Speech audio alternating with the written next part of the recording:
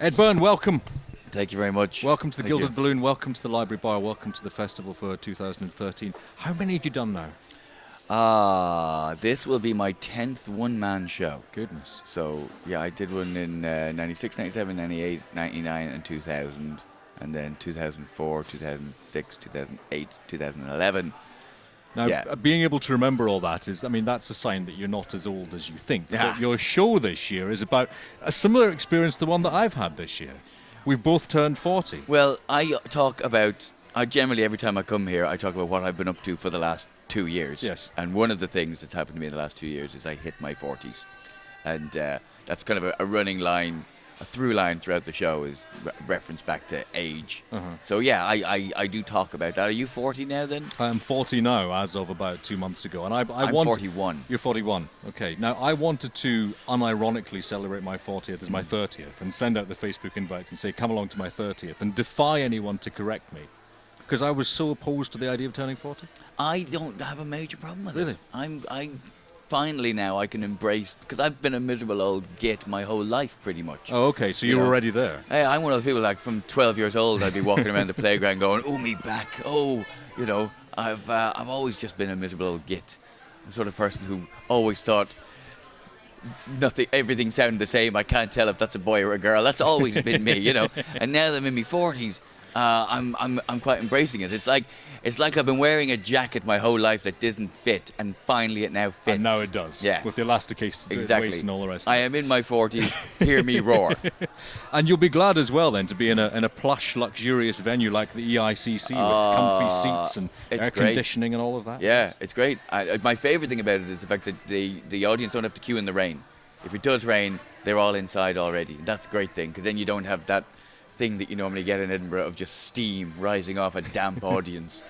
People try and get into it, they want to, but they're just sitting there clammy and muggy and with trousers sticking to them because they've had to queue in the rain. I always found that the greatest drawback of a Fringe show, and it's not a problem at the ICC. So what is funny about turning that particular age or getting older? Because I'm still coming to terms with it myself. I still have some difficulty with it. He said wearing an Abercrombie and Fitch T-shirt at the age of 40. Yeah. But what's I'm wearing a Pearl Jam hoodie, for God's sake. That's also very true. So help me out here. Help me to find the humour in this. I don't know. Well, like the other day, I looked at myself in the mirror and I didn't recognise the old man staring back at me. Okay. And then I realised I was actually looking out my window and there was a strange old man in my garden. So that was a relief. That was a relief. Yeah. Yeah. No, but it's not so bad. I've been reading up on the process of aging, and one of the things that apparently you need to look out for when you hit 40 is you'll start to lose muscle definition. Okay. Yeah, exactly. It's like, you may as well tell me that my periods are going to stop. It's like, it's not, you don't miss what you never had. The closest I've ever had to having muscle definition would be looking up the word muscle in a dictionary. That is as close as I've ever gotten. More with Ed Byrne in just a couple of minutes. Still rolling? Okay. Ed Byrne is here. We are talking to him about Roaring 40s. He's on at the EICC in Edinburgh every day until the end of August. But maybe it's a function of being old, but you've got 2 days off, the 12th and the 13th. Yeah. Rather than just the one, which is traditional. What are you doing with your 2 days off? I'm going hill walking. Are you really? Yeah, I haven't decided exactly where yet. I was going to try and go and do the Coolin Ridge on Skye. We've got 7 hills in Edinburgh. I know, none of them are tall enough for me. Oh, okay. I've already been up Arthur Seats just the other day with my own 2.5-year-old strapped to me back. So, hill walking is my thing. It's not really a sport. I talk about that in the show, hill walking, that it's not really a sport. It's basically a basic bodily function with a geographical feature put in front of it. It's the denial of gravity. It's hill walking. It's as impressive as lake seeing or field touching. It's not really a great achievement. But I'll head into the Highlands for a night. Okay. For 2 days of hiking is my plan. Which parts of Scotland have you yet to conquer, I guess?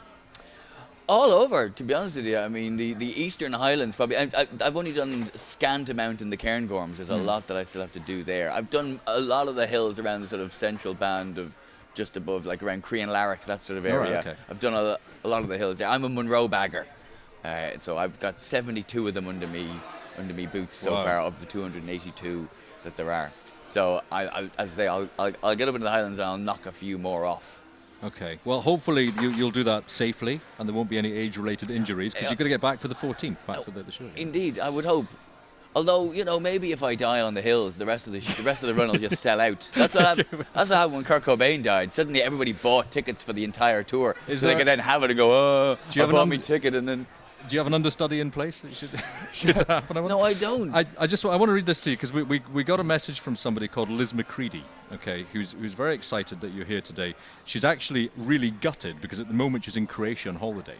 She wanted to come here to meet you. She's coming to see your show on the 24th. Right. And she says, and you might be quite glad that she's not physically here when I tell you this. Right. She says, please tell Ed that as an Irishman with glasses and reddish hair, he has 3 of my criteria. You'll be more concerned when I tell you what the other 2 are. I would be curious what the other 2 are. Fangs and a lisp. Well, you know what? I almost have a lisp. I have a vague. I'm as lispy as I am gingery. Anyway, I'm not particularly ginger. There's maybe an auburn tint. I've been accused of gingerness in the past, but I think it's just the way a light was shining off my head at the time. The teeth are beautiful, however. So. You need laser vision. You need laser surgery, clearly. Actually, you were having a conversation with our producer and with Gary earlier on about laser surgery in the eye. Is that a function of turning old as well? That's what the conversation in bars is now about. Is about. Well, I had it done in Glasgow. I had Okay. my laser surgery done in Glasgow, and I didn't take to it very well. They said your eyes will feel a bit gritty. And I spent the night, I was like Tom Cruise in Minority Report. Do you remember when he had the operation? I was like that. And then the next day I went back for my consultation, and the guy doing the consultation, he said the most Glaswegian thing ever. My eyes are hanging out, they're streaming, they're completely bloodshot. And I go, to be honest with you, I haven't reacted very well to it. And he just looked at me and he said, "Hi, your eyes do look a bit hang me." Hang me, right? Is that a technical term? Are you a doctor? Your eyes look a bit hang me. Yeah, I don't think that's a word that they learned at optician school somehow, is it? Ed is in Roaring Forties at the EICC at 9:20 every night. You've done a couple of shows already, I guess? It's gone very well so far. Okay. I'm tinkering with it still. I've changed the order, and I have a new idea for the ending of the show, which I'm going to do tonight, but I need to go and buy a prop. Oh yes, now you need to go and buy a Don't tennis. tell people what it is. Okay, right. Don't tell people what my prop is. We will not. I don't want to give away the big. We will not ending. refer to that, but you were looking for a specific kind of shop and asking for local knowledge as to whether there might be one. Okay, Ed, always good to see you. Thanks very much for joining us. Thank you.